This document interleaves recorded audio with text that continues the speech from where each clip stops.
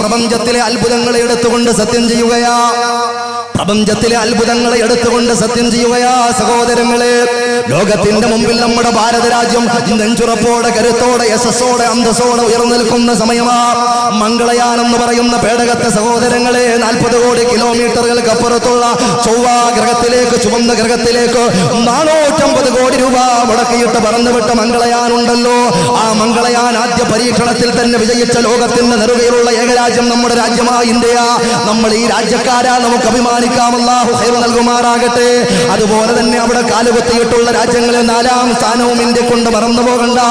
ഞാനൊന്ന് പറയുന്നു, ഇത്രത്തോളം ടെക്നോളജി ഡെവലപ്മെന്റുകൾ ലോകവ്യാപകമായി രാജ്യവ്യാപകമായി നടന്നുകൊണ്ടിരിക്കുമ്പോ അല്ലാഹുവിന്റെ ഖുർആൻ സത്യം ചെയ്യുന്നത് ഏതാണ്? ആദ്യമായിട്ട് പടച്ചവൻ എടുക്കുന്ന വസ്തു ഏതാണെന്നറിയുമോ? 15 കോടി കിലോമീറ്ററുകൾക്ക് അപ്പുറത്തുള്ള 15 കോടി കിലോമീറ്ററുകൾക്ക് അപ്പുറത്തുള്ള സൂര്യനുണ്ടല്ലോ, നമുക്ക് പ്രകാശം തന്നുകൊണ്ടിരിക്കുന്ന സൂര്യനുണ്ടല്ലോ. അല്ലാഹുവിന്റെ ഖുർആൻ പറയുകയാ, വശംസി വളുഹാഹാ വശംസി വളുഹാഹാ വശംസി വളുഹാഹാ വൽഖമരി ഇദാ തലാഹാ വന്നഹാരി ഇദാ ജല്ലാഹാ വല്ലൈലി ഇദാ യഗ്ശാഹാ വസ്സമാഇ വമാ ബനാഹാ വല്ലർളി വമാ തുഹാഹാ വനഫ്സിൻ വമാ സവ്വാഹാ فألهمها فجورها وتقواها قد أفلح من زكاها وقد خاب من دساها. അള്ളാന്റെ ഖുർആന 15 നൂറ്റാണ്ടിന്റെ പഴക്കമുണ്ടായിട്ടും ഒരു വള്ളി വിസർഗ വ്യതിയാന വ്യത്യാസമില്ലാതെ മാലോകരം മുഴുവനും വിജ്ഞാനത്തിന്റെ വിസ്ഫോടനങ്ങളിലേക്ക് പെരുമാറിലേക്ക് ക്ഷണിച്ചുകൊണ്ടിരിക്കുന്ന വിശുദ്ധമായ ഖുർആൻ ഉണ്ടല്ലോ. ഒരാശയം പോലും ഇന്നുവരെയും തിരുത്തേണ്ടി വന്നിട്ടില്ലല്ലോ. ഒരാദർശത്തിന് പോലും മാറ്റമില്ലല്ലോ. ഒരു വള്ളിയോ പുള്ളിയോ പൊട്ടോ പൊടിയോ പോലും ഒന്ന് മാറ്റി തിരുത്തേണ്ടി വന്നിട്ടില്ലാത്ത ലോകത്തിന്റെ നെറുകയിൽ ഇത്രത്തോളം അത്ഭുതമായ മറ്റൊരു ഗന്ധമില്ല സഹോദരങ്ങള്. കാരണം ഒരു കണ്ണട പോലും കണ്ടുപിടിച്ചിട്ടില്ലാത്ത പരിഷ്കൃതമായ കൂട്ടക്കാര് ജീവിച്ചിരുന്ന ആ കാലത്തിൽ ഇറങ്ങിയ വിശുദ്ധമായ ഖുർആൻ ഉണ്ടല്ലോ. ഇപ്പോൾ മനുഷ്യനതാ ചൊവ്വയിൽ പാർക്കാനുള്ള പാർപ്പണമൊരുക്കുമ്പോ ഇക്കാലത്തും യശസ്സോടെ അന്തസ്സോടെ അല്ലാഹുവിന്റെ ഖുർആൻ ചോദിക്കുകയാ, ഇതുപോലൊന്ന് കൊണ്ടുവരാൻ നിങ്ങൾക്ക് ആർക്കെങ്കിലും കഴിവുണ്ടോ? ഇതിനപ്പുറമൊന്ന് കൊണ്ടുവരാൻ കഴിവുണ്ടോ? ഒരു ആയത്തിനെ കൊണ്ടുവരാൻ കഴിവുണ്ടോ? ഒരു സൂക്തത്തെ കൊണ്ടുവരാൻ കഴിവുണ്ടോ? ഒരു ആയത്തിന്റെ സകലത്തെയെങ്കിലും കൊണ്ടുവരാൻ കഴിവുണ്ടോ? അങ്ങനെയുള്ള ഖുർആനാ സത്യം ചെയ്യുന്നത്. വശംസി വളുഹാഹാ 15 കോടി കിലോമീറ്ററുകൾക്ക് അപ്പുറത്ത് നിന്ന് പ്രകാശം തന്നുകൊണ്ടിരിക്കുന്ന സൂര്യനെ തന്നെയാണ് സത്യം. വളുഹാഹാ അതിന്റെ ളുഹാ സമയത്തെ തന്നെയാണ് സത്യം. വൽഖമരി ഇദാ തലാഹാ 4 ലക്ഷം കിലോമീറ്ററുകൾക്ക് അപ്പുറത്ത് നിൽക്കുന്ന ചന്ദ്രനെ തന്നെയാണ് സത്യം. വൽഖമരി ഇദാ തലാഹാ ആ സൂര്യനങ്ങ് പോയി മറന്നാൽ ഭൂനിലാവ് പിടിച്ച് പുഞ്ചിരിച്ചു കൊണ്ടിരിക്കുന്ന പൂർണ്ണേന്ദുവിനെ തന്നെയാണ് സത്യം. വന്നഹാരി ഇദാ ജല്ലാഹാ ഒന്ന് ശ്രദ്ധിക്കണേ സഹോദരങ്ങളെ.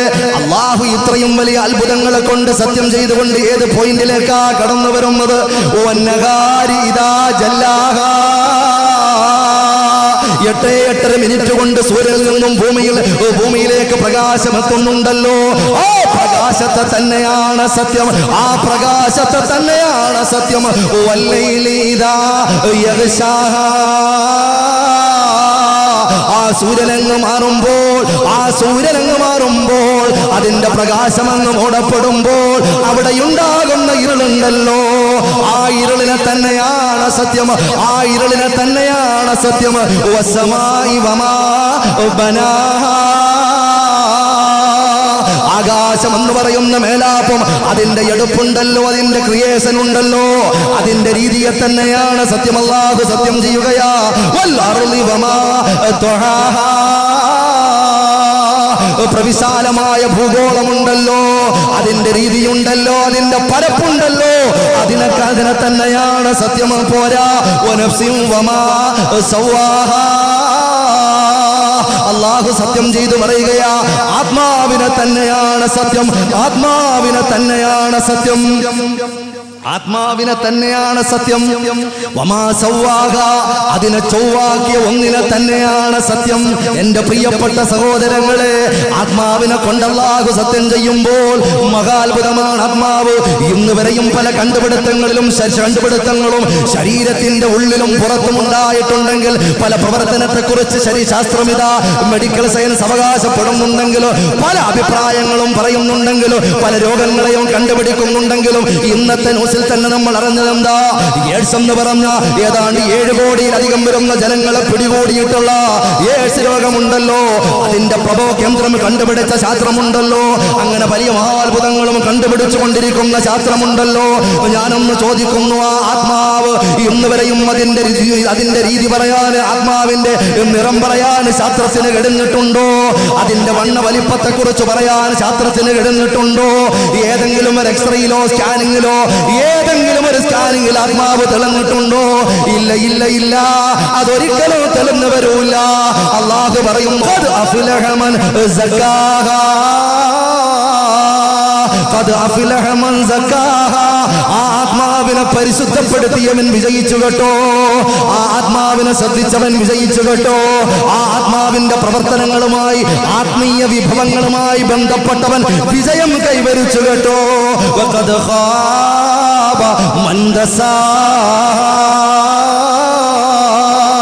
ആത്മാവിനെ മലീമസപ്പെടുത്തിയവൻ, ആത്മീയമായ രംഗങ്ങളിൽ അഭിരുചി കൈവരിക്കാത്തവൻ, ആത്മീയമായ ഗ്രന്ഥവുമായി പരിചയമില്ലാത്തവൻ, ആത്മീയമായ വിഷയങ്ങളുമായി പരിചയമില്ലാത്തവൻ, ആത്മീയമായ നേതൃത്വവുമായി പരിചയമില്ലാത്തവൻ, ആത്മീയമായ സംരംഭങ്ങളിൽ പുറംതിരിഞ്ഞു നിൽക്കുന്നവൻ, സഹോദര, അവൻ പരാജയപ്പെട്ടു പോകുമെന്ന് ഖുർആൻ പറയുകയാ.